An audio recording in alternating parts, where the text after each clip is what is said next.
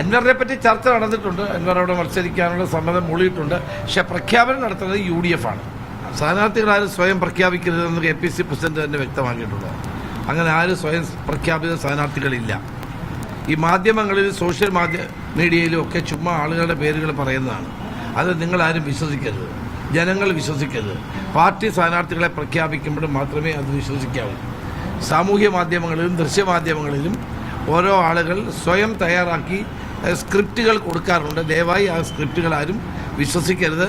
Party high command എടുക്കുന്ന final തീരുമാനത്തിൻ്റെ അടിസ്ഥാനത്തിലായിരിക്കും സ്ഥാനാർത്ഥികൾ പുറത്തു വരുന്നത്. അൻവറിനെ പറ്റി ചർച്ച നടന്നിട്ടുണ്ട്. അൻവർ അവിടെ മത്സരിക്കാനുള്ള സമ്മതം മൂളിയിട്ടുണ്ട്. പക്ഷെ പ്രഖ്യാപനം നടത്തുന്നത് UDF ആണ്.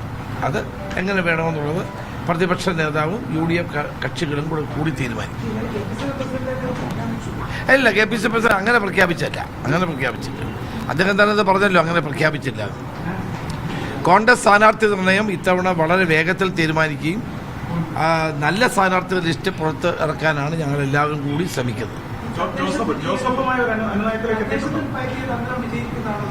തീർച്ചയായിട്ടും ഇത്തവണ UDF അധികാരത്തിൽ വരുമെന്ന് കണ്ടുകൊണ്ടാണല്ലോ CPM ഹാലിളകിയിരിക്കുന്നത്.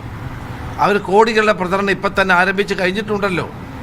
അതിനെല്ലാം അതിജീവിച്ചുകൊണ്ട് കേരളത്തിലെ ജനങ്ങൾ UDFന് പിന്തുണ നൽകുമെന്ന ഉറച്ച വിശ്വാസമാണ് ഞങ്ങൾക്ക്. എല്ലാവരുമായിട്ട് സംസാരിച്ചുകൊണ്ടിരിക്കുകയാണ്. അവരുമായിട്ട് 2 തവണ ചർച്ച കഴിച്ച് ഇനിയുള്ള ദിവസങ്ങളിൽ ബാക്കി ചർച്ച ഉണ്ടാകും. ഇല്ല, ചർച്ചകൾ നടക്കുകയാണ്. ഒന്നുമായിട്ട്